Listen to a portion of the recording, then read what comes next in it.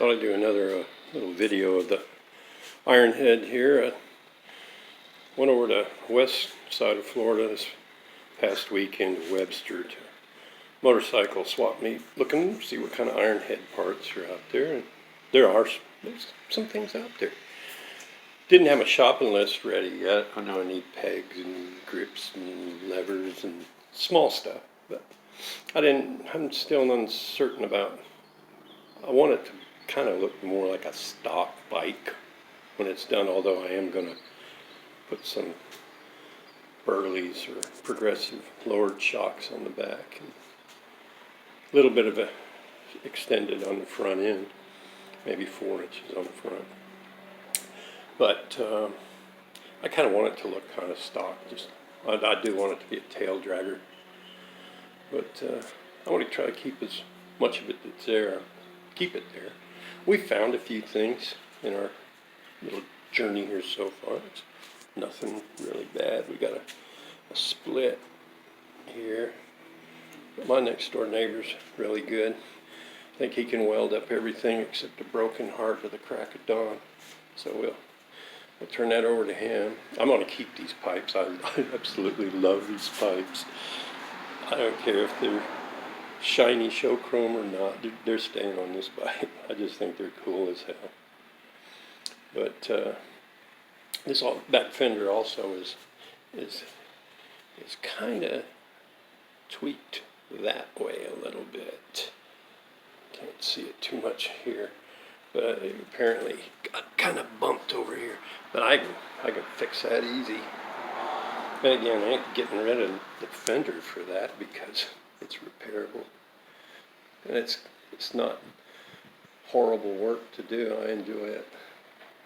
Doing a little body work. This oil tank is going to look good once it's all. I'm going to strip everything out of there. I got I don't know if it's coming out on here or not, but the frame right in here. And again, I don't mind sanding and painting. That's the fun part of these projects. The levers, the rubber popped off them. They're custom. They're not original. Probably just put some regular aluminium, as my friend used to say. But pretty much the wheels are staying. I'm going to put new tires in it. Going to rebuild the front end. Put progressive springs in it when I replace the fork tubes, because these are corroded really bad in a couple of places. Up in here, can't really repair that, so that's fine. We're just going to take it apart anyway, putting all new seals in it.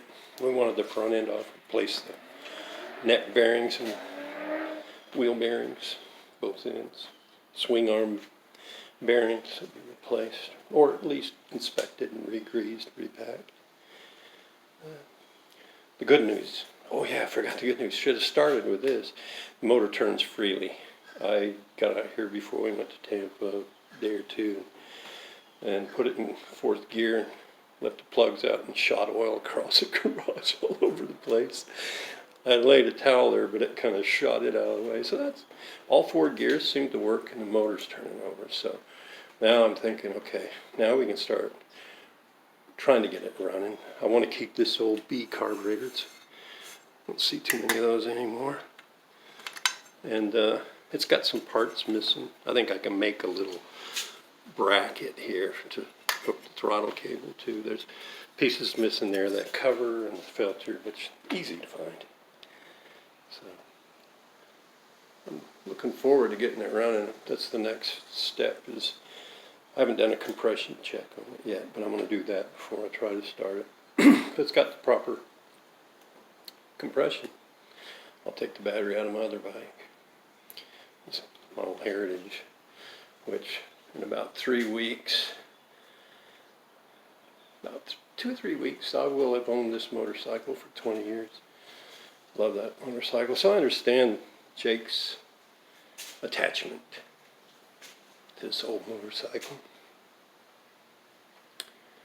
Because I'm telling you, these things were so much fun. Didn't find any Ironhead parts over there to bring home, but we found some headbolt covers from Miss Pam's freewheeler. So they were brand brand new.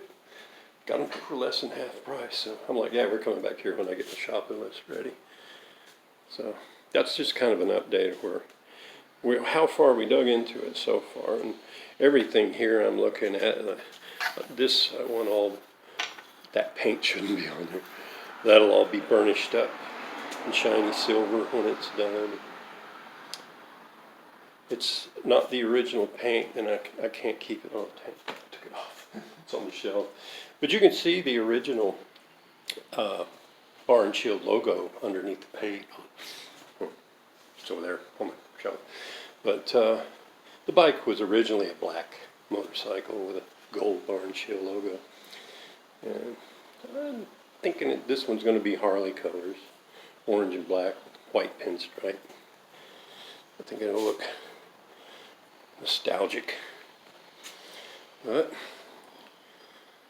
next is the compression test, so that's the where it stands today.